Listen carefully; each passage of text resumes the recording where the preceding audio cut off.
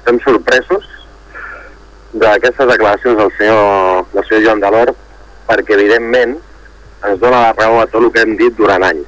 És a dir, la darrera etapa del senyor Saura ha sigut la pitjor, amb diferència, de la història dels Mossos d'Esquadra recent, i el senyor Delort és el principal responsable, juntament amb el senyor Boada i el senyor Saura.